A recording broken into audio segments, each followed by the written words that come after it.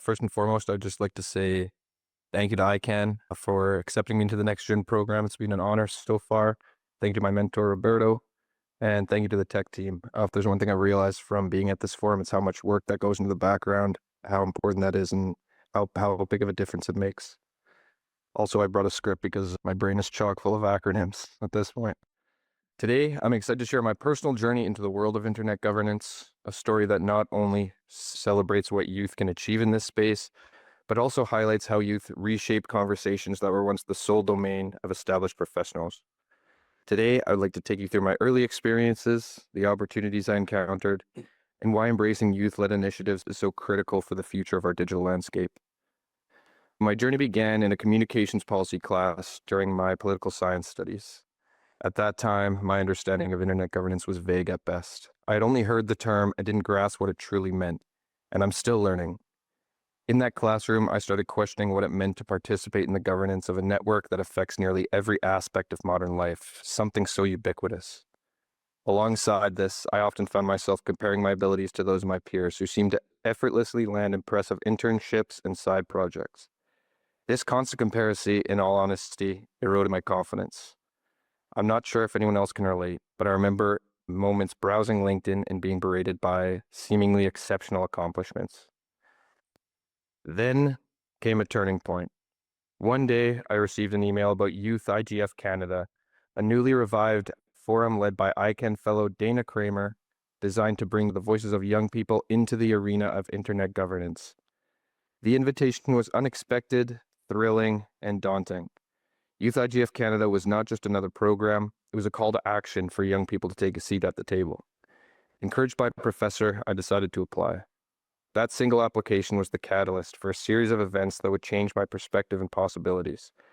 It wasn't just about fulfilling a volunteer role, but about joining a community that believed in the power of youth to offer fresh, innovative ideas. Acceptance into Youth IGF was a signal that my voice mattered. Little did I know at the time, I was part of a vibrant global network that included peers, mentors, and experts, all committed to one common goal: creating an internet that is equitable, accessible, and representative of every stakeholder. This acceptance boosted my confidence immensely and gave me the courage to explore areas of internet governance that I had never even considered before. Over the following year, I immersed myself in internet governance work, engaging in grant writing and editing that not only honed my writing skills, but also broadened my understanding of the field. Along the way, I learned more about the ICANN-inspired model of multi-stakeholderism. At the same time, I discovered the inner workings of organizing a forum, an experience that both sharpened my soft skills like communication and collaboration, and my technical know-how. Each challenge I faced left me feeling more capable and more convinced that young people can and should carve out our own pathways to be heard. My initial experiences with Youth IGF Canada soon snowballed into additional opportunities. I was introduced to the DAIS Fellowship out of Toronto Metropolitan University, and later became aware of the upcoming Aaron Fellowship, which further broadened my horizons. These external opportunities allowed me to network with professionals across various disciplines, from lawyers and policymakers to technical experts. These interactions underscored a powerful message.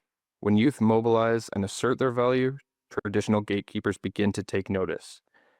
Each of these opportunities not only expanded my professional network, but also deepened my understanding of how diverse experiences can strengthen the multi-stakeholder model. What I find most inspiring is how young people are not merely content with being passive participants. Across the globe, youth-led initiatives are actively redefining what participation in internet governance looks like, a process often referred to as meta-participation. Studies have shown that young people are creating entirely new channels for engagement. Initiatives like the Youth Coalition on Internet Governance, the hashtag Dear Governments campaign, and of course Youth IGF Canada have set an example of how we can reimagine the rules and processes governing our digital spaces.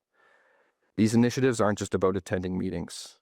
They're about challenging the status quo and reshaping the entire landscape of internet governance. By introducing fresh ideas, youth are widening the conversation to include issues like cultural nuances, social equity, and economic disparities that might otherwise be overlooked. While the multi-stakeholder model is designed to bring diverse voices to the table, in practice, it often catered to seasoned professionals with years of experience. For young people like myself, it could feel daunting to find a place in these conversations, but this has been changing. Over time, I discovered a growing number of organizations eager to engage youth, offering new opportunities to participate, learn, and contribute meaningfully to shaping the future of the internet, such as ICANN's very own NextGen program. To name a few more, they're the Internet Society's Youth Ambassador Program or the Laris Foundation Fellowship Program. Reflecting on my journey, I realized that my experience is just one of many. The energy, innovation, and determination of young people can bridge gaps in our existing systems and bring forward solutions that are both fresh and practical. The internet we shape today is the foundation for tomorrow, and it is essential that it reflects the diversity and creativity of all its users. I encourage everyone here, whether you're deeply rooted in internet governance or just beginning to explore this field, to actively seek ways to empower youth, share opportunities, support new initiatives, and mentor those who are eager to learn. Every small action contributes to a larger movement that will help build an internet that is not only resilient and equitable, but also adaptable to future challenges. Thank you, everybody, for listening and for being part of this conversation. I'm Wyatt Jerome, and it has been a privilege to share my journey with you today. I hope my story inspires you to consider how we, as a collective, can nurture and champion the contributions of young people in internet governance. Let's commit to embracing the energy, creativity, and determination that youth bring to the table. Together, we can create an inclusive digital realm, one that is as vibrant and dynamic as the generations that will one day sustain it. Thank you. Thank you, Wyatt. Wonderful job. We have a remote participant question for Wyatt. The question is from Glenn McKnight. How does a program like IGF Youth Canada serve the needs and wants of the wider population of youth, given the reality that only a very small number of participants are involved? What is the specific achievement beyond the event? The IGF, although it's only based in Canada, the report and stuff, it's posted online for everybody to see. Although only maybe a small number of people are involved, I think by leading these initiatives, I think it sets an example, and I think it can inspire other youth to do the same. Yeah, that's the impact it could have.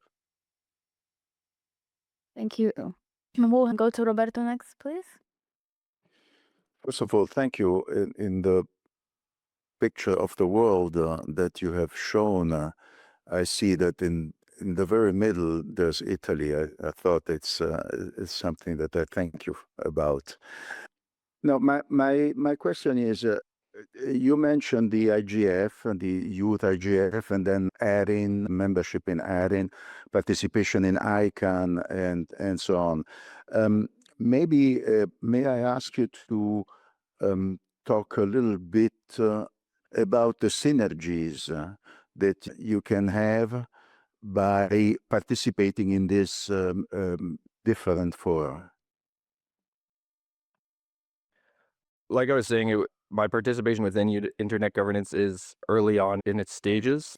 The synergy from these fellowships, I think, come from just the all-encapsulating nature that is the internet.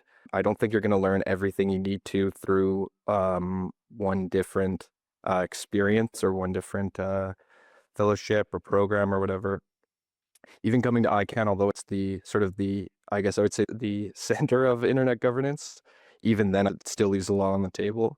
The synergy can come from really just broadening the overall view people have of internet governance through seeing and really considering and taking more into account all the different sort of moving pieces and organizations within the internet. Thank you, Wyatt. We have another question online. Thank you. There is a question from Elizabeth Dunkerwood. How can such initiative ensure that youth from global majority countries are included? Moreover, building off yesterday's presentations, what about marginalized communities who may not be considered youth but are nevertheless internet users whose views can be excluded? How you think such initiative can include global engagement, global participation? It's a very good question. I think the inclusion of marginalized groups is a conversation that's definitely ongoing and I think has gained a lot more traction in recent decades. As far as including a more global community, like I was saying, I think these initiatives like Youth IGF Canada, even though it is just based in Canada, I think that can really set an example for other communities. And hopefully that these sort of more local initiatives that might start can further reach out to be more inclusive of marginalized communities. Thank you, Wyatt. Any other questions here in the Alfredo, please? First of all, thank you for the presentation. It's great. This is a follow-up of what Glenn mentioned and Elizabeth online mentioned. I'm in the youth standing group within ISOC, but as you can see, I'm over 30 years old, which is the limit age that they have set up. Are you aware that there's a digital coalition within the United Nations in the IGF, which was formed actually last year, and Glenn McKnight, who's online, and myself participated in managing that. The United Nations approved that group. So if you're not aware of it, I invite you to look at it through the IGF Global website so you can also participate. My question is a follow-up. How do you think that this youth initiative that's happening in Canada can be shared with other countries in other communities as well within Canada? Because my impression is that this small group is small because you haven't been able to spread the word even amongst the youth in Canada.